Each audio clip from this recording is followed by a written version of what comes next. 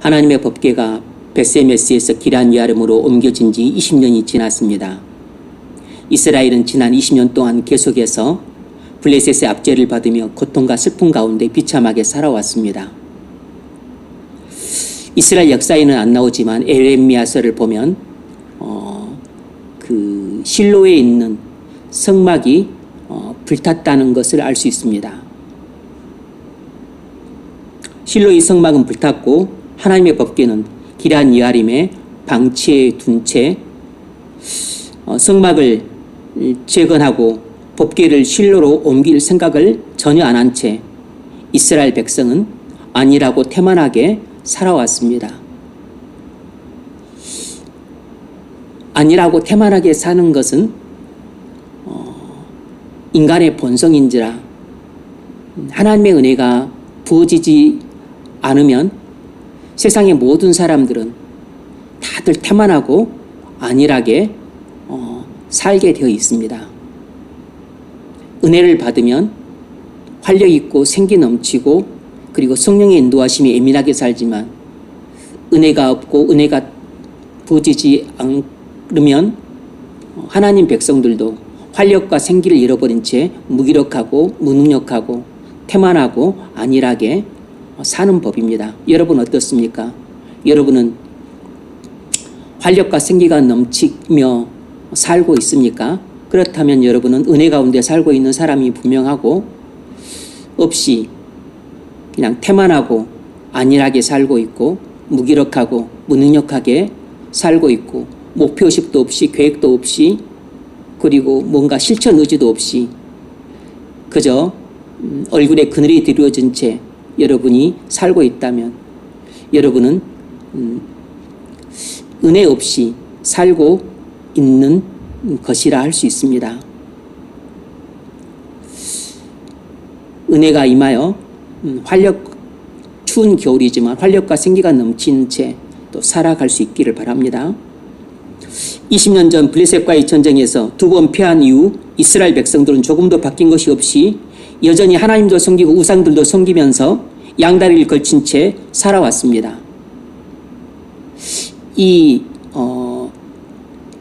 양다리 전법이 그 세상 사람들한테는 일반적인 생존 방식입니다. 왜냐하면 그 한쪽만 믿고 의지하며 살았다가 여기가 아니다 라는 것이 판명이 날 경우 나는 이제 완전히 망한 것입니다. 그래서 세상 사람들은 대체적으로 양다리를 걸쳐요. 기업이 유력한 대선 후보에게 이제 이렇게 그 정치 자금을 전달해 줘야 되는데 누가 유력한가를 꼭 알아내야 됩니다. 그래야만 그쪽에 이렇게 몰빵을 하죠. 그런데 비슷하다. 그러면 한쪽이 몰빵을 못하는 것입니다. 그럼 양다리를 걸쳐야 돼요.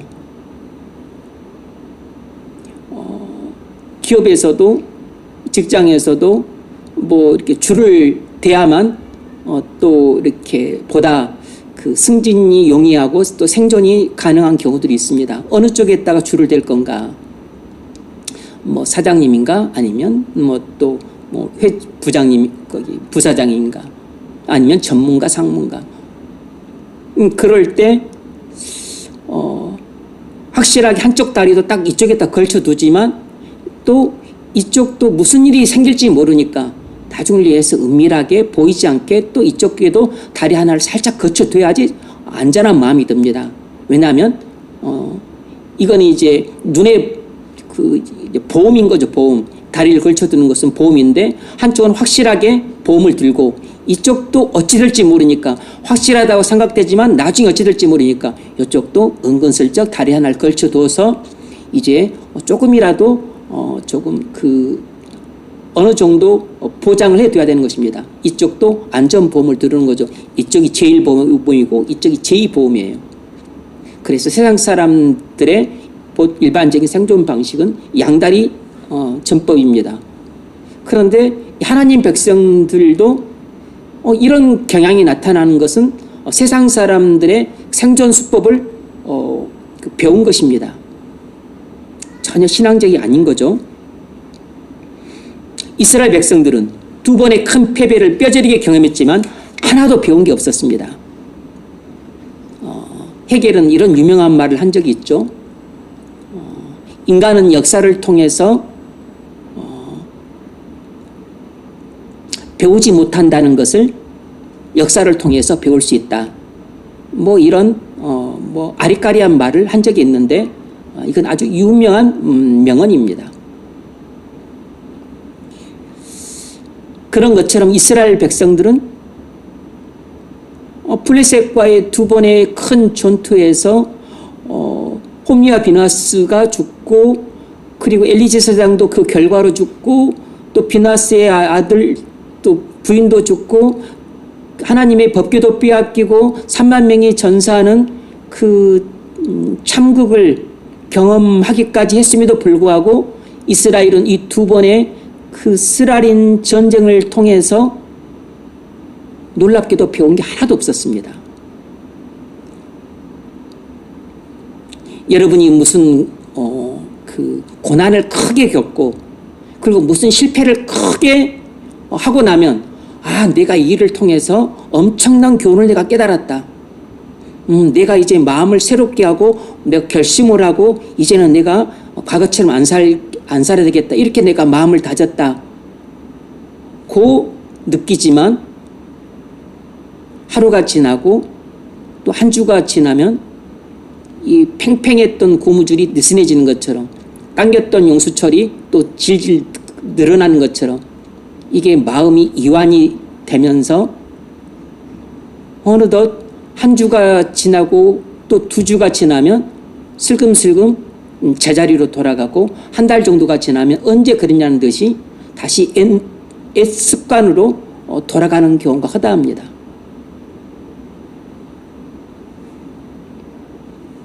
그래서 어지간한 고난 그리고 어지간한 실패 그리고 또 어지간히 무슨 또 병이 걸려서 고생을 하고 또 사고가 나서 또 큰 손실을 입고 그런 것 갖고는 인간이 잘 안 바뀝니다.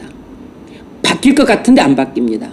이 정도면 내가 바뀌겠지 하고 생각하지만 놀랍게도 인간은 안 바뀌어요.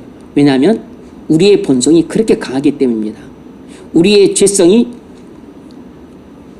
어지간한 시련, 어지간한 역경, 어지간한 고난 가지고 바뀔 정도의 그렇게 만만한 본성이 아니에요. 우리 본성은 대단히 강하고 대단히 질기고 그리고 대단히 두껍기 때문에 그런 약간의 시련, 고난, 질병, 사고, 손실, 패배, 실패 이런 것 갖고는 안 바뀝니다.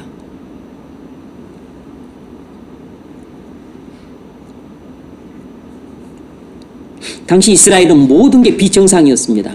하나님 백성들이 하나님과 우상을 함께 섬김으로 뭐 하나 정상적인 것이 없었습니다. 여러분 중에는 지난 20년 동안 계속해서 육체의 정욕의 노예로 살고 안목의 정욕의 노예로 살아온 사람들이 있을 겁니다. 그래서 오랫동안 하나님의 임재 없이 살아왔지만 하나님의 임재를 회복하기 위한 어떤 조치도 취하지 않고 하나님과 정욕이라는 이 양다리를 거친 채 살아왔을 것입니다. 오랫동안 하나님을 섬기면서도 오랫동안 정욕이 주는 큰 즐거움을 버리고 싶지 않아서 은밀하게 즐기면서 몇 번 인생의 큰 위기를 겪기도 했지만 그러나 조금도 바뀌지 않은 채 지금까지 버티며 살아왔을 가능성이 높아요. 왜냐하면 이스라엘 백성들이 20년 동안 이렇게 살아왔던 겁니다. 아마 여러분이 여러분 자신의 삶을 볼 때 나는 모든 게 정상이 아니야 이렇게 생각되는 사람들이 있을 겁니다.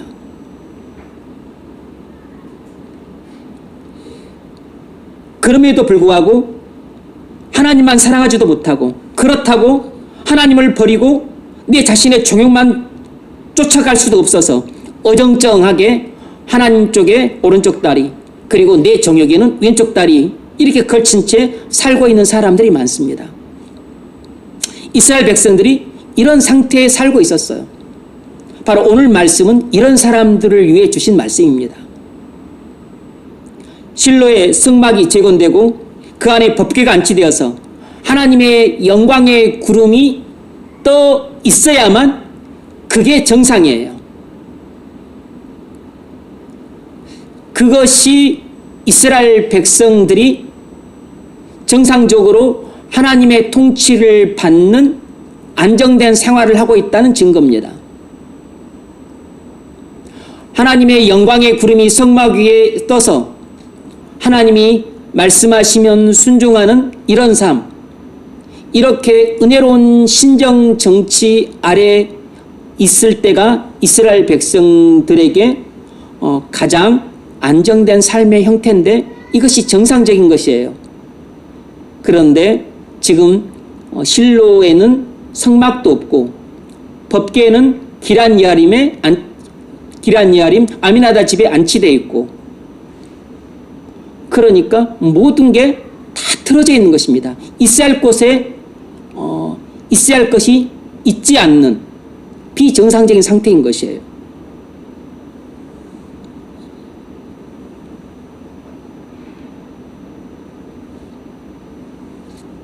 성막 위에 구름이 떠 있어야 정상입니다. 이스라엘 백성들은 20년을 허송세월한 후에야 비로소 이런 진리를 자각하는 마음이 들었습니다. 아, 이래서는 안 되겠다. 실로 장막에 하나님 영광의 구름이 돌아와야 된다. 지금까지 우리가 너무나 잘못 살았다. 하나님께서 우리와 함께 하셔야 우리가 살겠다. 하나님 없이는 이게 도저히 안 되겠다. 이런 자각이 들었던 겁니다. 2절 하반절을 보면 이스라엘 온 족속이 여호와를 사모하니라 라는 말이 이런 뜻을 담고 있는 말인 것이에요. 이 말은 이스라엘 백성들이 그동안 하나님을 사랑하지 않고 우상만 사랑하며 살아온 지난 20년 세월을 허비한 것을 후회하고 애통해 한다는 뜻을 담고 있는 말입니다. 사모하니라고 하니까 긍정적 의미로만 생각하기 쉬운데 아닙니다. 이것은 지난날 자신들이 20년의 세월을 허비한 것을 심히 후회하고 애통해하는 마음을 담고 있는 뜻입니다. 그러면 이 그리스도인들에게는 뭐가 정상이겠습니까? 그것은 하나님의 임재 가운데 사는 게 정상인 것입니다. 성막 위에 하나님의 영광의 구름이 떠 있는 것이 정상이듯이 교회가 하나님의 임재 가운데 활력과 생기가 넘치게 돌아가는 것이 정상이고, 그리스도인이 하나님의 임재 가운데 활력과 생기가 넘치게 살아가는 것이 정상인 것입니다. 여러분이 지난 10년을 하나님을 사랑하지 않고 정욕을 만족시켜주는 우상을 사랑하며 살아왔다면 여러분은 지난 10년을 허송세월한 것을 후회하고 애통해 하셔야 됩니다. 여러분이 지난 20년 동안 아무것도 변한 게 없다면 그건 이스라엘 백성이 하나님의 귀를 찾지 않은 것처럼 여러분이 진정으로 하나님의 임재를 찾지 않았기 때문입니다. 지난 20년 동안 아무것도 변한 게 없이 살아온 것을 가슴 아파하고 그리고 슬퍼하셔야 됩니다.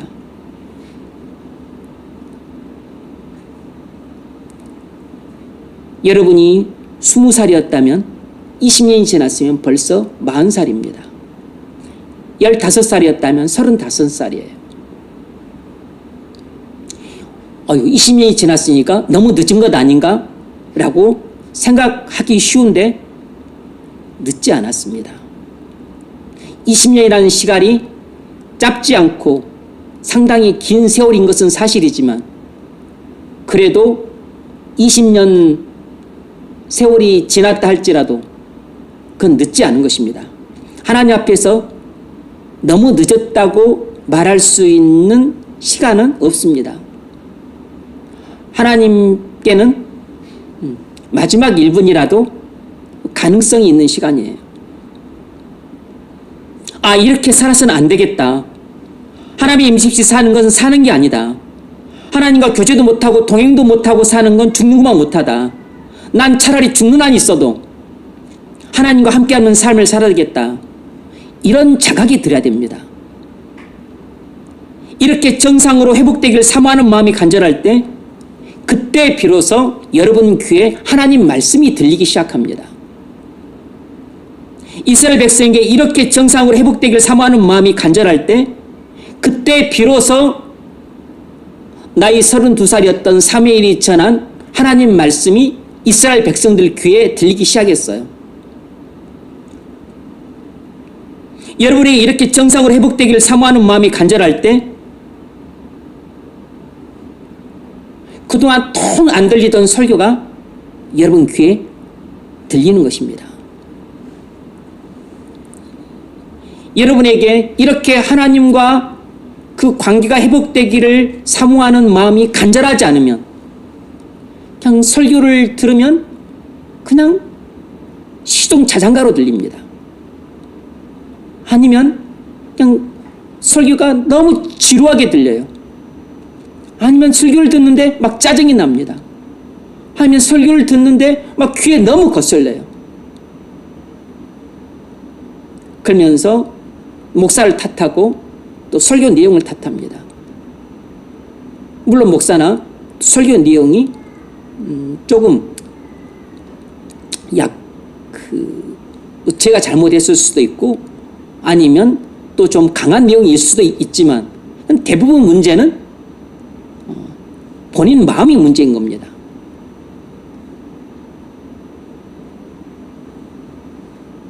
아직 때가 무르지 않은 것이에요. 아직 하나님 말씀을 달게 받을 마음의 준비가 되어 있지 않은 것입니다. 아직 고구마가 익지 않은 것이에요. 익은 고구마는 찌르면 푹 들어가는데 이게 안 들어가.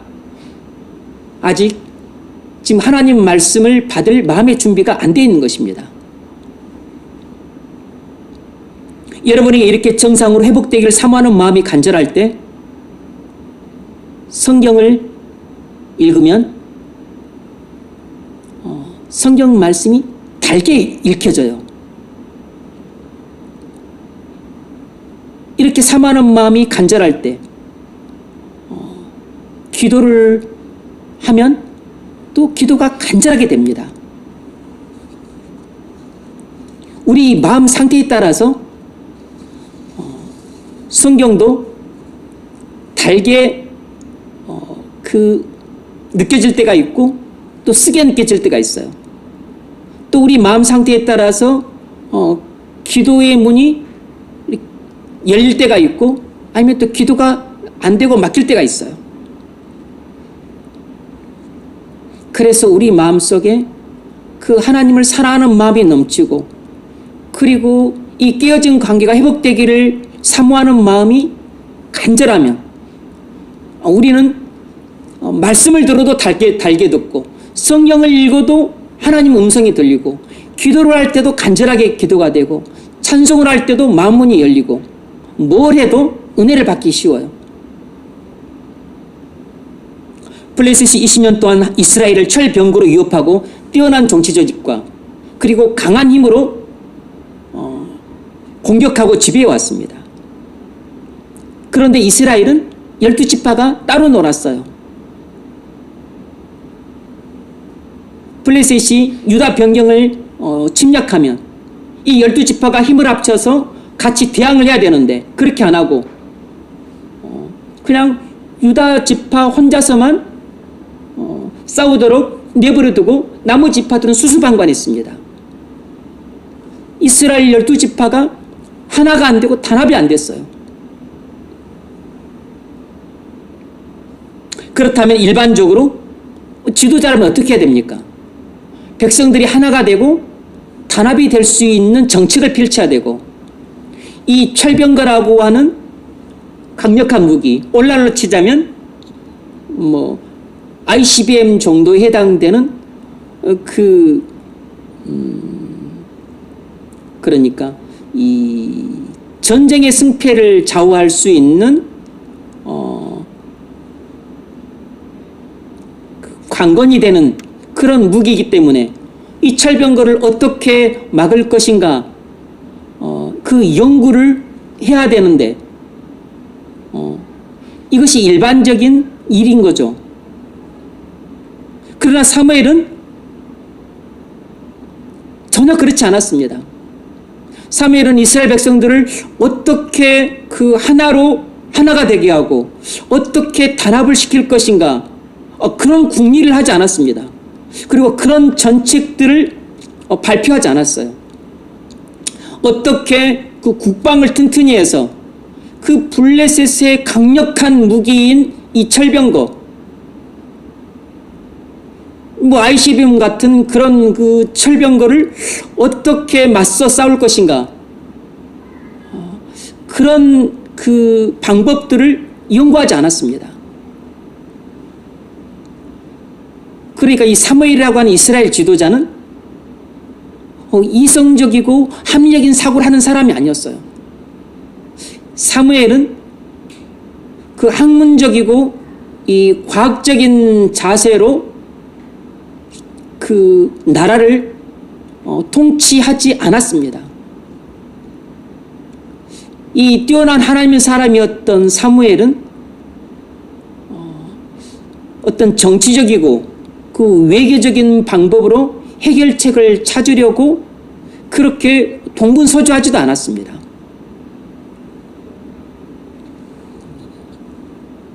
이 하나님의 사람 사무엘이 취한 조치가 뭐죠? 두 가지입니다. 첫 번째는 하나님 말씀을 선포하는 것이었어요. 3절 우리 같이 한번 읽습니다. 3절 자, 잠들 깰 겸 같이 한번 읽습니다. 시작.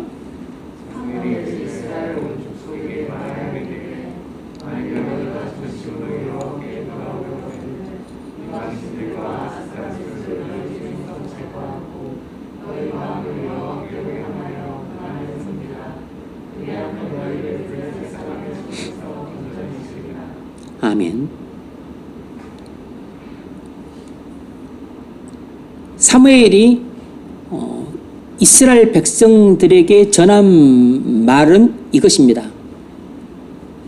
우상을 제거해라. 그리고 오직 여호와만 섬겨라. 그러면 여호와께서 너희를 구원하실 것이다. 라는 것입니다. 사무엘은 이스라엘 백성들을 통합하는 정책을 발표하지도 않고 그리고 철병거를 막을 그 방법을 연구하지도 않고 그런 것과는 전혀 상관없어 보이는 하나님 말씀을 선포해서 회개를 촉구했습니다. 그러니까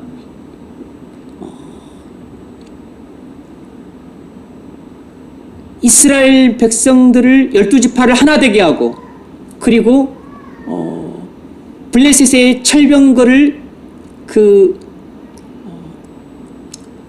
막을 수 있는 그 현상적인 대안 제시 갖고는 문제를 근본적으로 해결할 수 없다고 본 것입니다. 근본적인 해결 방법은 죄로 말미암아 깨어진 하나님과의 관계를 회복하는 데 있다고 본 것이에요. 그러니까 사도 사무엘 선지자는 이스라엘 백성들이 안고 있었던 문제의 본질을 정확하게 꿰뚫어 본 것입니다. 그것이 바로 사무엘의 지도자로서의 역량이었었는데 바로 영적인 통찰력을 갖고 있었기 때문에 이스라엘 백성들의 문제의 본질을 정확히 통찰하고서 그리고 그 문제의 그 본질에 대한 해결책을 정확하게 제시한 것이에요. 문제는 이스라엘 백성들을 하나로 통합하고 철병거를 막을 대안을 찾는 데 있는 것이 아니고 이스라엘 백성들이 우상 숭배로 말미암아 깨어진 하나님과의 관계를 회복하는 데 있다는 걸 알았기 때문에 바로 하나님과 이스라엘 백성들의 회복의 일세는 회개에 있다는 걸 알고 회개를 촉구한 것입니다.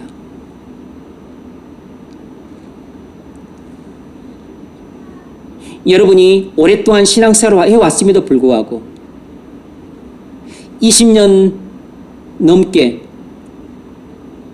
하나님과의 관계는 회복이 안 된 채 교회는 다니고 예배는 드리고 있는데 또 불구하고 하나도 바뀐 게 없고, 그리고 여전히 마음은 건조하고 냉랭하고, 그리고 내 마음에는 활력도 생기도 없고, 도대체 뭐가 문제인지 모르겠다라고 생각되는 사람은 바로 하나님과 여러분 사이를 가로막고 있는 것은 죄밖에 없습니다. 그런데 그 죄가 바로 여러분에 있어서는 우상일 가능성이 높습니다.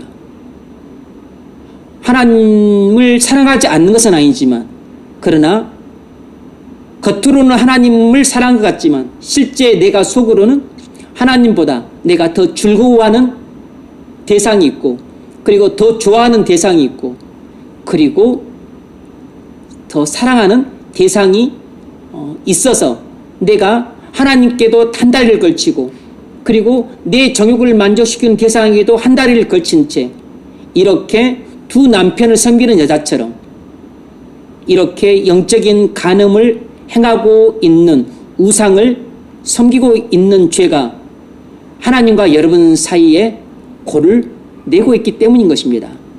이 상태에서는 여러분이 무엇을 해도 아무런 변화가 안 생기는 것입니다.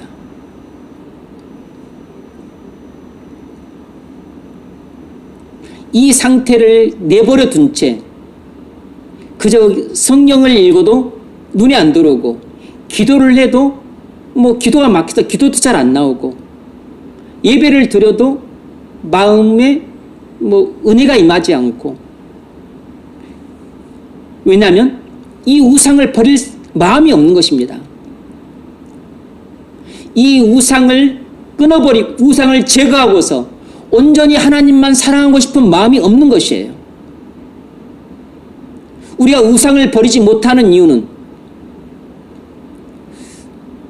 우리에게서 자력으로 그것을 할 만한 능력이 없기 때문이기도 하지만, 그보다 더 근본적인 원인은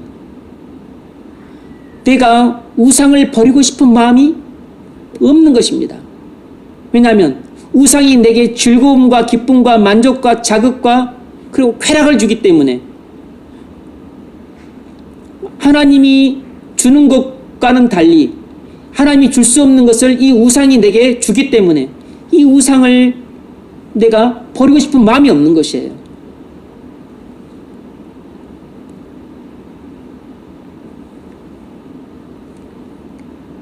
두 번째로, 사무엘은 이스라엘 백성들을 기도의 자리로 초대했습니다.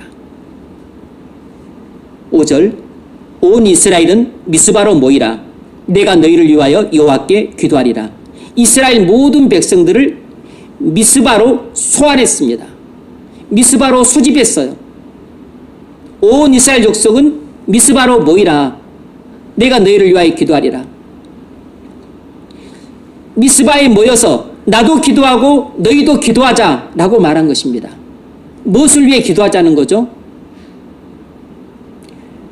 회개 기도를 하자는 것입니다. 지난 20년 동안 세상은 온갖 매스미디어들이 뛰어난 시스템을 갖추고 엄청난 힘으로 우리를 공략해서 우리 마음을 빼앗고, 그리고 우리의 시간을 빼앗는데 크게 성공해 왔습니다. 그래서 그 신앙생활을 하는 환경이 옛날에 비해서 겉으로 볼 때는 좋아진 것처럼 보이지만, 그러나 우리를 위협하는 세상의 유혹들은 훨씬 더 정교해지고 훨씬 더 아름답고 화려하고, 그리고 엄청난 그 강력한 무기들로 무장을 해서, 그리고 우리 마음을 얼마나 교활하게 빼앗고, 그리고 우리 시간을 또 빼앗고, 우리 힘을 빼앗고, 그리고 우리에게서 물질을 빼앗는 데 성공하고 있는지 몰라요. 옛날에는 오늘날 같은 우리 마음을 빼앗고 시간을 빼앗는 이런 유혹의 요소들이 없었던 건 아니지만 오늘날처럼 그렇게 다양하고 그리고 강력하지는 않았어요. 뭐 옛날에는 기껏해야 뭐 영화나 TV, 뭐 라디오, 뭐 그리고 뭐 만화, 뭐 그리고 뭐 특별히 없었어요. 그런데 오늘날에는 기존의 것들뿐만 아니고 뭐 OTT도 있죠. 뭐 SNS도 있죠. 인터넷도 있죠. 다양한 것들이 아주 널려 있는데 이런 것들이 우리의 마음을 빼앗는 데 있어서 아주 강력한 무기가 되고 있습니다. 만일 여러분이 세상에 이런 공격을 당해 자기 마음과 시간을 빼앗긴 채 살아왔다면 여러분은 하나님의 임재라는 법궤를 20년 동안 방치한 채 살아온 것과 같습니다. 실질적으로 하나님 나라를 잃어버린 채 살아온 셈인 것이에요. 지금 여러분이 세상 유혹에 마음과 시간과 힘을 빼앗긴 채 살고 있다면 어떻게 해야 됩니까? 하나님 말씀을 듣고 회개를 해야 됩니다. 우리가 회개하기 위해서는 두 가지가 필요합니다. 무엇이냐면 첫 번째는 하나님 말씀을 듣는 일이 필요해요. 하나님 말씀을 듣지 않고는 절대로 회개할 수 없습니다. 만일 너희가 전심으로 여호와께 돌아오려거든 이방 신들과 아스타롯을 너희 중에서 제거하고 너희 마음을 여호와께로 향하여 그만을 섬기라. 그리하면 너희를 블레셋 사람의 손에서 건져내시리라. 이스라엘 백성들이 사무엘이 전하는 하나님의 말씀을 듣지 않았더라면 결코 회개할 수 없었을 것입니다. 이스라엘 백성들의 대대적인 회개의 시작은 하나님 말씀에서부터 시작이 된 것이에요. 여러분이 정말로 하나님께 돌아올 마음이 있다면 회개하려고 합니다. 회개하려는 몇 번의 시도를 하다가 안 되면 그만두는 그런 것은 진정으로 회개할 마음이 없다는 뜻입니다. 회개하려고 뭐 몇 번 깔짝깔되는 시도는 해보지만 하다가 중단하고 하다가 그만두는 경우는 그건 단순히 의지가 약해서가 아니고 그건 정말로 회개하려고 하는 마음이 없기 때문인 것이에요. 왜냐하면 우상은 누가 강제로 섬기라고 해서 섬기는 게 아니고 우상은 전부 내가 좋아서 섬기는 것입니다. 우상은 전부 내가 즐기면서 즐기는 것들이에요. 우상은 전부 내 타락한 본성이 좋아해서 섬기는 것들입니다. 내 정욕이 사랑해서 섬기는 것들이에요. 그런데 회개하려면 내가 즐기는 것, 좋아하는 것, 사랑하는 것, 그리고 내가 편안함을 느끼는 것, 그것을 버려야 되는데 내 타락한 본성이 그걸 원치 않아요. 그런데 회개해야 된다는 그런 부담감과 의무감 때문에 내가 회개하려고 몇 번은 시도를 했는데 그래도 뭐 했다가 안 되니까 그 우상을 버리고 싶은 마음도 없거니와 또 몇 번 했다가 안 되니까 그냥 이 핑계 대고서 그만두는 것입니다. 그것은 그리고 나서 이제 하는 말이 뭐냐면 나는 해도 안 되더라. 그런 말을 입에 달고 살아요. 나는 해도 안 되더라. 그런 말을 하는 사람은 실은 죄에게 속고 있는 사람입니다.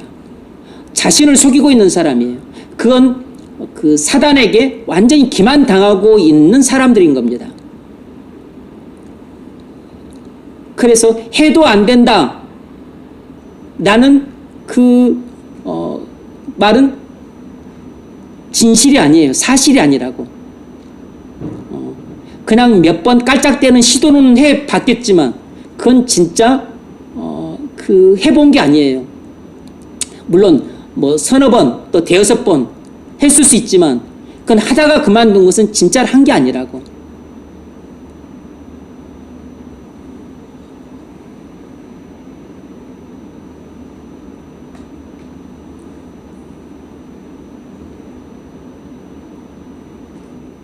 정말로 하나님께 돌아올 마음이 있는 사람은 회개하려고 시도를 합니다. 그런데 우리 생각처럼 회개가 안 되죠. 하지만 끝까지 포기하지 않고 회개할 때까지 회개를 하는 것입니다. 그 사람이 정말로 회개할 마음을 갖고 있는 사람인 것이에요. 정말로 하나님께 돌아올 마음이 있는 사람들은 하나님 말씀을 믿음으로 듣습니다.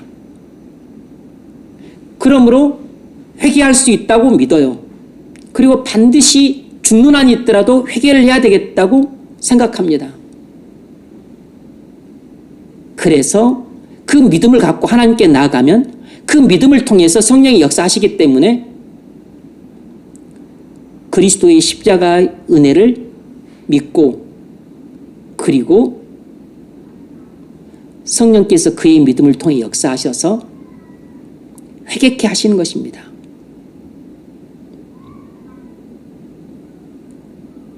어떻게 회개를 하죠?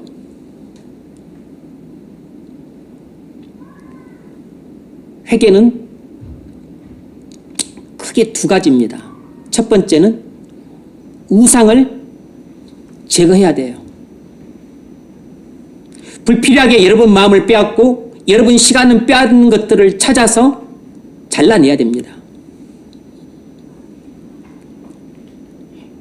요즘에는 OTT가 유행인 것 같아요. 뭐 넷플릭스나 디즈니 플러스 같은 것에 마음을 빼앗기고 시간을 빼앗기고 살아가는 사람들이 많은 것 같습니다. 이것이 오늘날 현대인들의 우상이 되기 쉬워요. 이런 우상들을 잘라내야 됩니다. 이것이 우리가 걸치고 있는 한쪽 다리예요.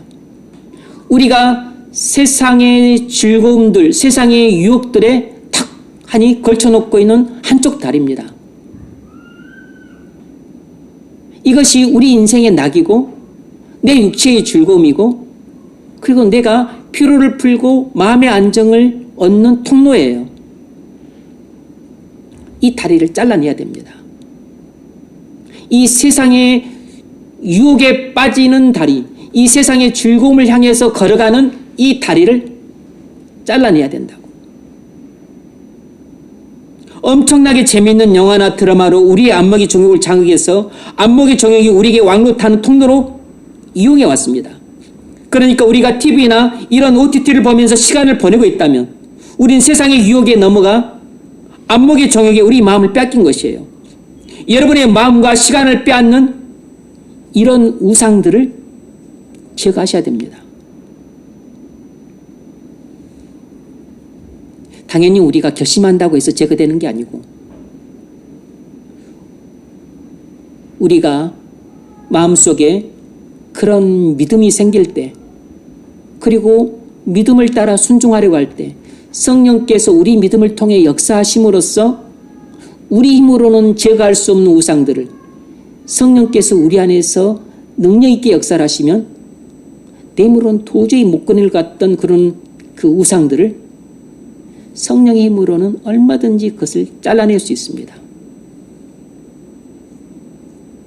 인터넷이나 유튜브 영상에 마음과 시간을 빼앗기고 있다면 이 또한 우상입니다.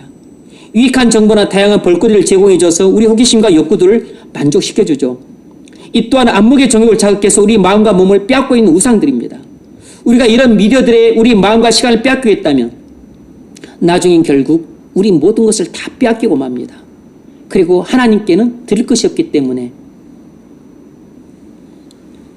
완전히 그냥 내 마음에 널브러진 그래서 만신창이가 된 그 넝마와 같은 마음 쪼가리나 하나님께 드리고 그리고 내가 다 쓰다 먹고 그리고 남은 찌꺼기 같은 시간들이나 하나님께 드리고, 그리고 내가 세상살이를 위해서 또 뭐 이렇게 모아놔야 되는 돈, 또 내가 또 쓸 돈, 또 내가 뭐 또 갚아야 될 돈, 이거 다 제하고 남는 찌꺼기 같은 이런 돈이나 하나님께 바치고, 그리고 내 정욕을 만족시키기 위해서 내가 힘을 다 써버리고, 내가 또 세상의 유혹에 빠져서 내 힘을 다 써버리고, 그리고 남는 그 쓰레기 같은 그 남은 힘이나 하나님께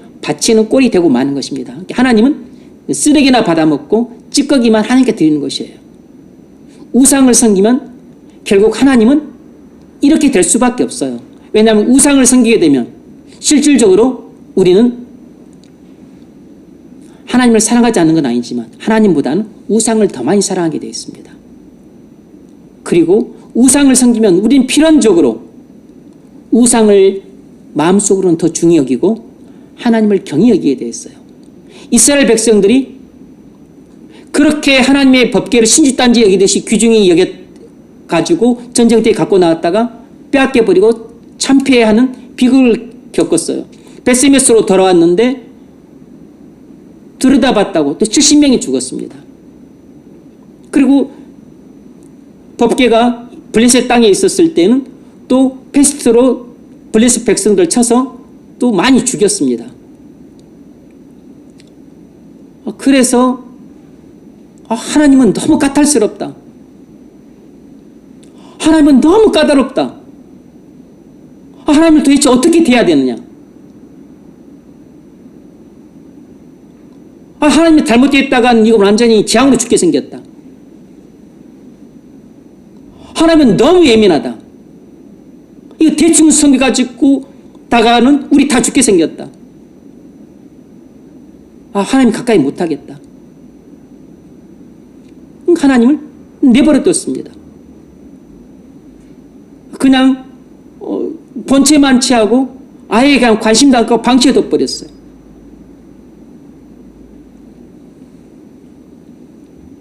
그리고서 자신들은 자신들이 원하는 대로 신나게 바알을 섬겼고 신나게 알스타를 섬기면서 세상에서 그 풍족한 삶을 꿈꿨고, 그리고 또 번성하는 삶을 꿈꿨고, 그리고 또 행복을 꿈꿨습니다. 그런데 풍족한 삶은커녕 번성하기는커녕 행복은커녕 오히려 예전처럼 똑같이 가난하고 예전처럼 똑같이 일이 안 되고, 그리고 예전처럼 또 뭐 실패하고 가난하고, 그리고 농사를 지으려고 하면 또 메뚜기 떼서 얻어 먹어버리고 뭐 되는 게 하나도 없었습니다.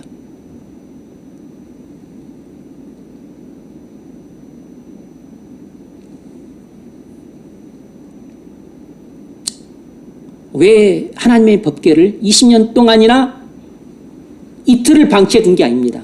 2달을 방치해 둔 게 아니에요. 2년을 방치해 둔 게 아니고 무려 20년을 방치해 뒀습니다. 하나님을 얼마나 사랑하는 마음이 식어버렸으면, 그리고 우상에게 얼마나 마음을 뺏겼으면 20년 동안이나 하나님의 임재의 상징인 하나님의 법궤를 쳐다도 안 받겠습니까? 우리가 우상을 섬기면 반드시 우리는 하나님보다 우상을 훨씬 더 사랑하게 되어 있고, 그리고 하나님보다 우상을 훨씬 더 좋아하게 되어 있습니다. 왜냐하면 우상은 그렇게 나한테 까탈스럽게 안 해요. 하나님만 나한테 까탈스럽게 하는 것 같아. 하나님만 나한테 엄청 까다롭게 하는 것 같아. 우상은 내가 하는 대로 그냥 다 받아줍니다. 내가 좋아하는 것을 하니까. 그리고 내가 자원해서 시간을 바치니까. 내가 또 자발적으로 돈을 쓰니까. 우상은 나한테 뭐라고 말 안 해요. 하나님과 우상을 함께 섬기면 우리는 반드시 하나님을 가볍게 여기고 우상을 더 중요하게 여기게 됐어요.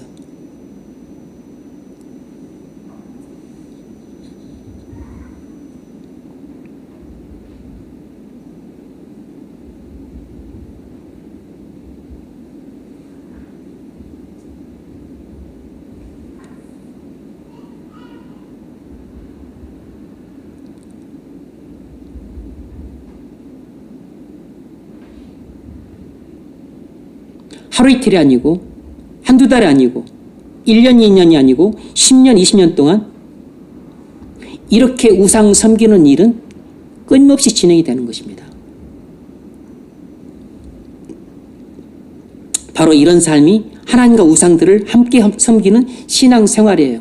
이스라엘 백성들이 그 전에도 그렇게 살아왔지만 베스메스로 하나님 법궤가 돌아온 이후에도 두 번이나 전쟁에서 큰 참패를 당하고 쓴맛을 본 이후에도 20년 동안이나 또 이렇게 우상과 하나님을 섬기는 이중적인 신앙생활을 해온 것입니다. 그러므로 오늘날 우리도 이게 지금 겉으로 드러나지 않아서 그렇지 겉으로는 하나님만 섬기는 것 같고 속으로는 우상들을 섬기고 있는 것이에요. 다 이중적인 신앙생활을 하고 있는 경우가 허다한 것입니다. 그걸 드러내서 폭로를 시키면 우리는 이스라엘 백성보다 더 심각하게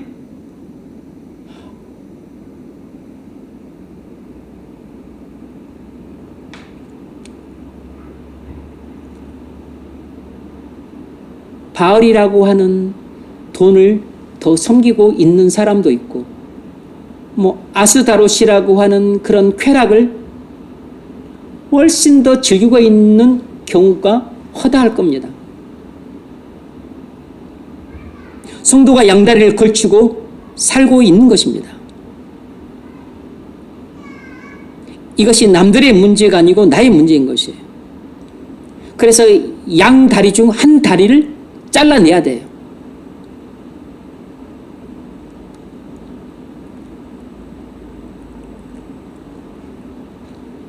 OTT를 잘라내야 되고 인터넷이나 유튜브를 잘라내야 됩니다.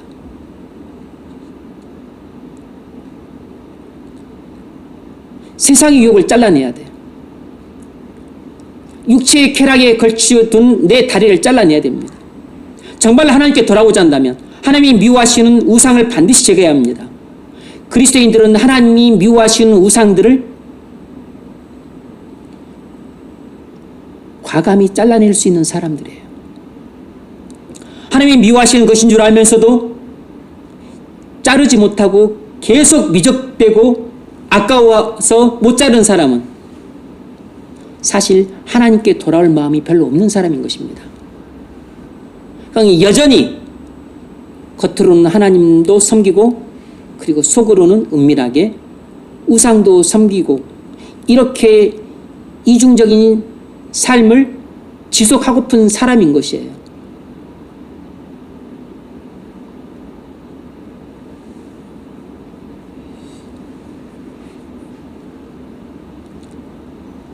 이 우상 숭배로 인해서 자기에게 그 어떤 하나님의 심판이 주어질 것인지를 아직 눈뜨지 못한 사람입니다. 오직 하나님만 사랑하고자 하는 사람은 하나님이 미워하시는 일은 과감히 끊어버릴 수 있습니다. 오직 하나님만 섬겨합니다. 육체의 쾌락에 걸쳤던 다리를 잘라버리고 외다리로 세야 돼요. 세상에 갈 수 있는 다리를 잘라버려야 됩니다. 그리고 우리는 오직 하나님께로만 갈 수 있는 이 한쪽 다리로만 살아야 돼요. 마태복음 18장에서 주님이 그 말씀을 하셨습니다. 만일 내 손이나 내 발이 너를 범죄하게 하거든 찍어버리라. 장애인이나 다리 저는 자로 영생에 들어가는 것이 두 손과 두 발을 가지고 영원한 불에 던져지는 것보다 나으니라. 만일 내 눈이 너를 범죄하게든 빼어버리라. 한 눈으로 영생에 들어가는 것이 두 눈을 가지고 지옥불에 던져지는 것보다 나으니라. 누구나 성경을 읽을 때 이 말씀을 읽으면 와, 예수님이 엄청나게 과격한 말씀을 하시는구나 싶겠지만 그러나 천국과 지옥의 실상을 안다면 이것은 조금 더 과격한 말이 아니라는 것을 알게 됩니다. 물론 주님이 이 말씀을 비유로 하신 말씀이지 실제로 손과 발을 자르고 눈을 뽑아내라는 그런 의미의 말씀은 아닌 것이죠.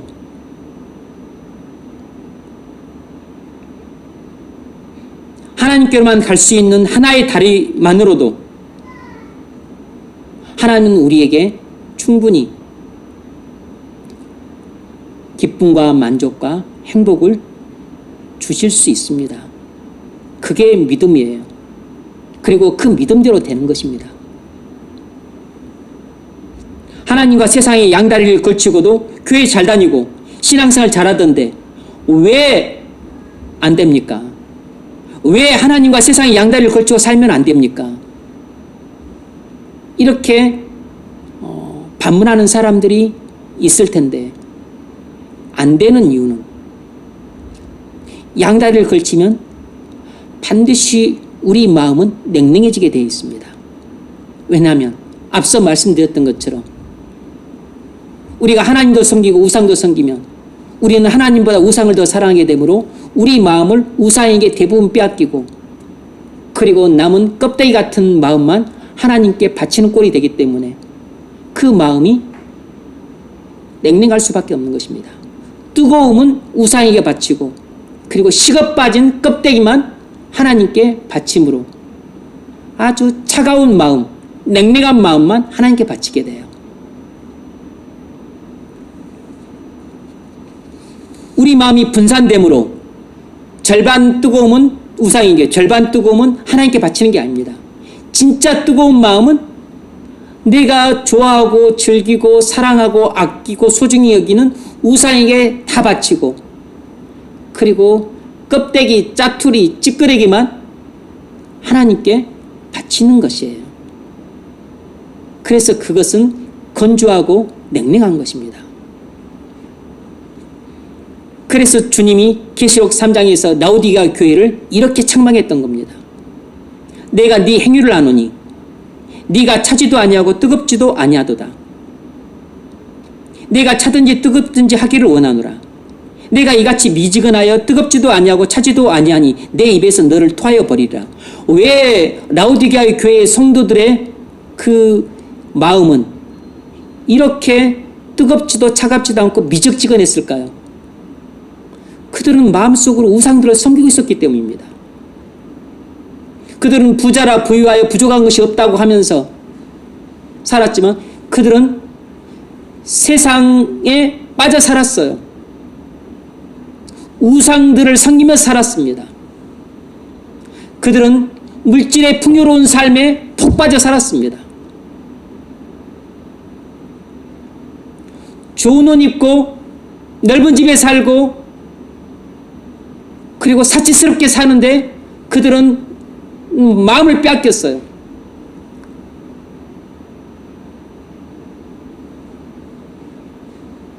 그래서 주님이 라오디게아 교회에게 이렇게 책망을 했습니다. 내가 사랑하는 자를 징계하여 말하노니 그러므로 열심을 내라. 회개하라. 그러므로 회개하라 그랬습니다. 우상 숭배하는 사람이 해야 될 첫 번째 일은 회개인 것입니다.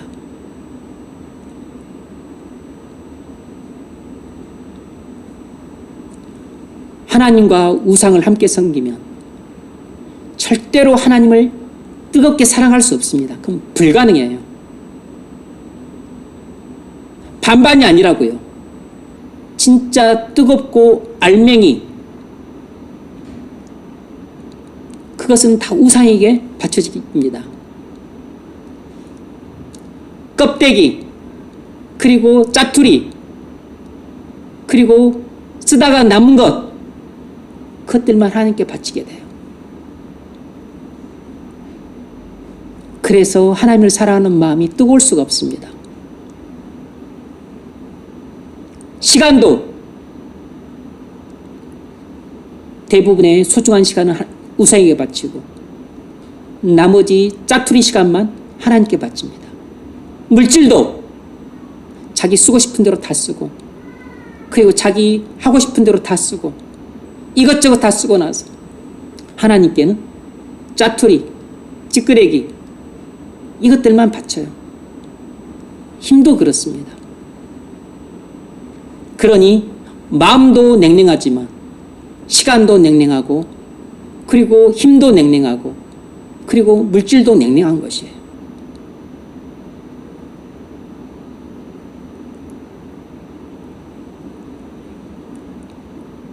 우리가 해야 되는 회개는 첫 번째로 우리가 사랑하고 즐기고 소중히 여기고 아까워하는 우상을 과감히 잘라내야 됩니다. 우리가 섬겼던 한쪽 다리를 잘라내야 돼요. 회개를 하려면 두 번째로 우리 마음을 하나님께만 드리고 우리 시간을 하나님께만 드려야 됩니다. 이렇게 하려면 하나님만 사랑해야 돼요. 하나님만 사랑해야 우리 마음을 하나님께만 드리고 우리 몸을 하나님께만 드릴 수 있어요. 하나님을 사랑하지 않으면 이게 불가능합니다. 우리가 즐기던 육체의 쾌락을 제거해야 하지만 이런 습관을 끊는다고 회개한 게 아니에요. 우리가 하나님을 사랑해서 우리 마음을 하나님께 드려야 우리 몸도 드릴 수 있습니다. 이렇게 될 때 우리가 온전히 회개했다고 할 수 있습니다. 우리가 마음으로 하나님을 사랑하지 않는다면 그러면 우리는 몸을 하나님께 바칠 수가 없어요. 그러면 결국 내가 앞서서 우상들을 잘라냈다 하더라도 하나님을 사랑하는 마음이 없기 때문에 결국 내가 예전에 사랑했던 그 우상들을 못 잊고 잘라냈던 다리를 들고 다시 붙여가지고 또다시 우상에게로 걸어가는 것입니다. 그것이 바로 뭐죠? 개가 토했던 것을 도로 먹는 것이에요. 그 이유는 하나님을 사랑해야만 마음도 바치고 몸도 바치는데 하나님을 사랑하는 마음이 없기 때문에 결국 내가 어거지로 한쪽 다리를 잘라내긴 했지만 그 옛사랑을 잊지 못해서 다시 본인이 자른 다리를 다시 붙여가지고 본인이 제 발로 다시 우상에게로 기어 들어가는 것입니다. 그래서 다시 그 더러운 우상을 가정스럽게 섬기는 것이에요. 하나님 보실 때 얼마나 혐오스럽겠습니까? 토했던 것을 도로 먹는 개와 같은 모습이니까. 우리가 영적인 개와 같은 상태로 빠져들 때가 얼마나 많죠? 많잖아요. 우리가 영적인 개와 같이 빠져들 때가 많은 것입니다.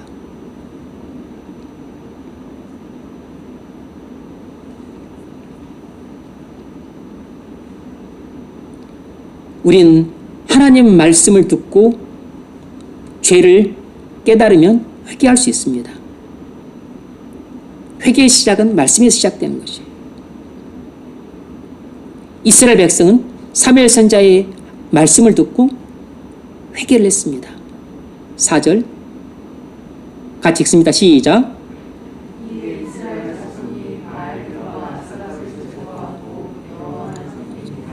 아멘.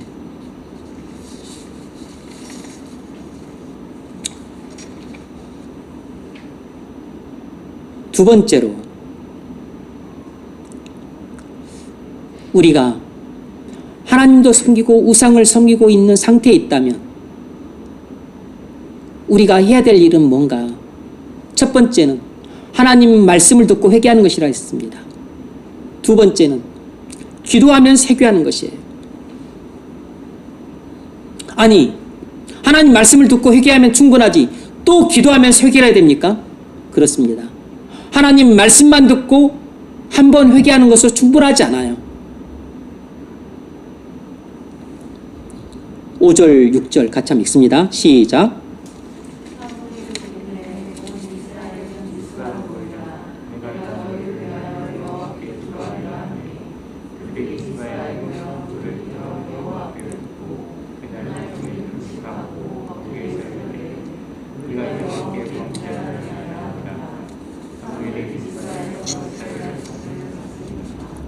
아멘. 말씀 듣고 죄를 깨닫고 시작된 회개가 참된 회개로 이어지려면 기도를 해야 됩니다. 지속적인 회개의 삶으로 나타나려면 반드시 기도의 자리로 나가야 돼요. 한 번 나가면 충분한 게 아니고 날마다 기도의 자리로 나아가서 회개의 삶이 지속될 수 있도록 성령 충만함을 받아야 됩니다. 그래서 사무엘이 이미 말씀 듣고 회심한 이스라엘 백성들을 미스바로 모이라고 했던 것이에요. 그래서 다시 한번 기도의 자리에서 이미 말씀 듣고 회개한 것을 다시 한번 성령을 받아서 더욱더 충만한 회개로 이끌었던 것입니다. 그래서 부흥은 말씀과 기도를 통해 일어나는 법이에요. 1903년 원산에서 하디 선교사님이 선교사님들을 대상으로 부흥회를 가졌을 때 그때도 어떻게 부흥이 일어났습니까? 원리는 똑같아요. 하나님 말씀 전하고 그리고 그 다음에 기도했습니다. 그러니까 여선교사님들이 그냥 하나님 말씀 듣고 죄를 깨닫고 회개하기 시작했고 그리고 기도할 때 또 성령이 부어져서 폭발적인 회개를 하게 된 것입니다. 그렇게 해서 부흥이 시작된 것이에요. 1907년 그 장대현교회에서 2주간 그 새해 사경회가 열렸는데 그때도 근 14일 정도 열렸는데 13일, 14일 그 13일째 될 때까지 그 오전에는 성경 공부하고 그리고 오후에는 전도하고 그리고 저녁 때는 집회 가졌어요. 성경 공부, 전도, 집회. 근데 저녁 때 그렇게 한 주를 하나 보내고 또 2주째 보냈지만 아무런 역사도 없었습니다. 아무런 일도 없었어요. 그러다가 13일째 되던 날 밤에 그때도 말씀을 들었습니다. 근데 뭐 은혜도 받고 깨달음도 있었죠. 그런데 회개가 터져 나오지는 않았습니다. 그런데 말씀이 끝나고 나서 이제 기도가 시작될 때 그때서야 비로소 회개가 폭포수처럼 터져 나오기 시작을 했어요.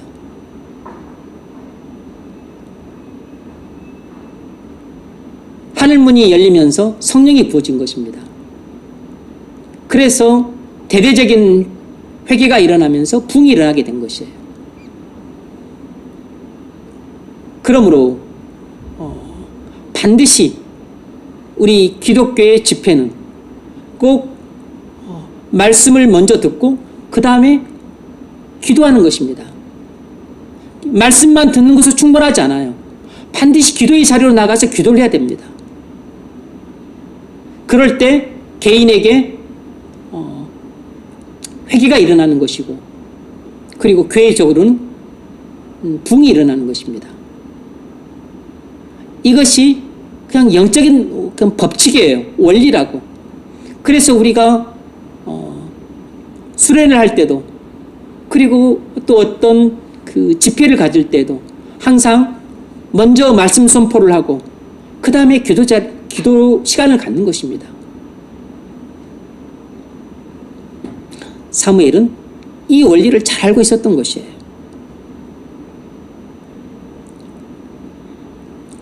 개인적인 회개도 말씀과 기도를 통해 일어납니다. 부흥은 더더욱이나 말씀과 기도를 통해 일어나는 것입니다. 이스라엘 백성들은 미스바에서 금식 기도함으로 대대적인 회개를 했습니다. 우리가 여호와께 범죄하였나이다. 이스라엘은 20년 동안 하나님을 안 찾았습니다. 왜 이스라엘은 하나님의 법궤를 20년 동안 안 찾았죠? 하나님을 찾아봤자 재앙만 겪는다고 생각했기 때문이에요.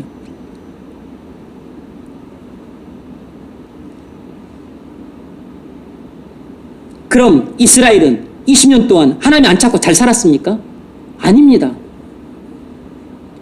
이스라엘 20년 동안 하나님을 안 찾고 잘 살아보려고 노력했지만 아무것도 달라진 게 없었습니다.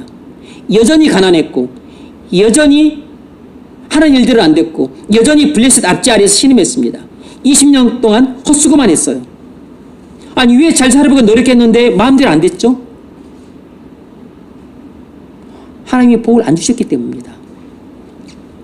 하나님이 복의 근원이신데 이스라엘 백성이 잘 살아보려고 백방은 노력했지만 복의 근원이신 하나님이 복을 안 주셨기 때문에 모든 게 수포로 돌아갔어요. 왜 하나님 이스라엘 복을 안 주셨죠?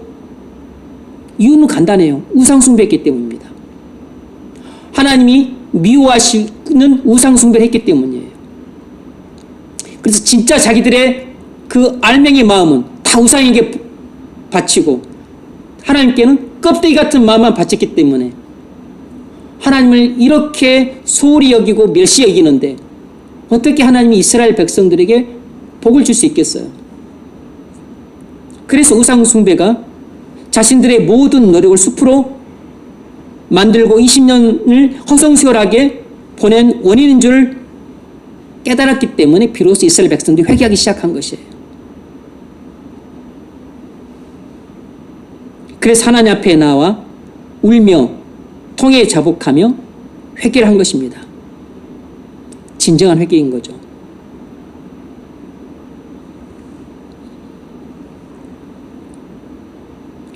그들이 농사 잘 지어보려고 경운기 사고 논 샀지만 하나님이 메뚜기 장 보냈습니다.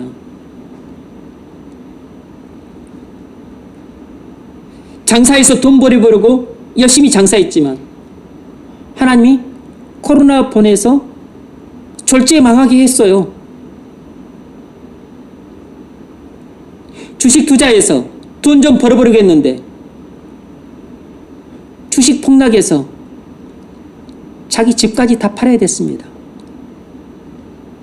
영끌에서 집 사놓으면 나중에 돈 벌 것이라 생각했는데 이게 이제 집값 폭락해서 금리는 오르고 팔리지도 않고 완전히 빚더미에 지금 또 앉았습니다.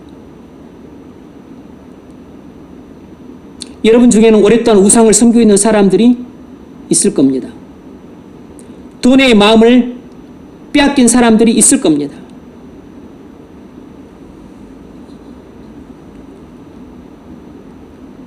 하나님 없이는 살아도 돈 없이는 무서워서 못 살겠다고 생각하는 사람도 있을 것이에요. 그래도 직장 다니면서 돈 잘 모으고 있고 이렇게 저렇게 돈 잘 번다고 생각하는 사람도 있을 겁니다. 아직 쓴맛을 못 본 것입니다. 여러분이 하나님과 함께 돈을 섬기고 있는 동안에 하나님은 절대로 여러분과 함께 하지 않습니다.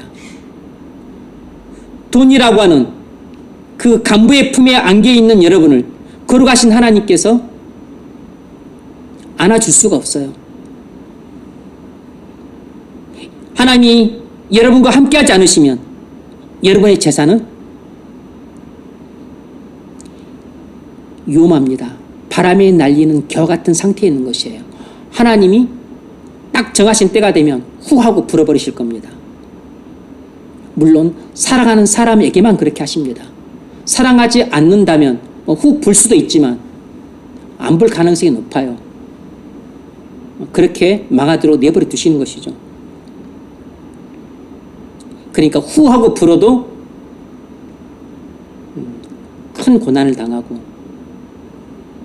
안 불고 내버려 두면 이 땅에서 형통하게 살지만 나중에 지옥에 가는 이건 돌이킬 수 없는 환난을 당하는 것입니다. 하나님이 함께하지 않는 사람들의 모든 수고는 다 헛됩니다. 그래서 학개서 1장 9절에서 말하기를 너희가 그것을 집으로 가져갔으나 내가 불어버렸느니라 그랬습니다. 너희가 많은 것을 집에 가져갔지만 내가 하고 불어버렸느니라 그랬습니다. 마태복음 7장에서는 주님이 두 주인을 섬기지 말라고 경고했습니다. 왜냐하면 두 주인을 섬기게 되면 하나는 미워하고 다른 것은 사랑하고 그리고 혹 이를 중히 여기고 혹 저를 경히 여김이라. 하나님과 재물을 겸하여 섬기지 못하느니라. 단연코 사람들이 가장 사랑하고 좋아하고 즐기는 우상은 돈입니다. 돈. 돈에 마음을 빼앗긴 사람은 절대로 하나님께 마음 줄 수 없습니다. 주는 마음은 껍데기만 줄 수 있습니다. 쓰고 남는 짜투리만 줄 수 있어요. 쓰다 남은 찌꺼기만 줄 수 있습니다. 찌꺼기 같은 마음을 주고서 하나님께 복받기를 바란다는 것은 어불성설인 거죠. 하나님을 희롱하는 행위입니다. 하나님을 멸시하고 기롱해서 살아남을 수 있습니까?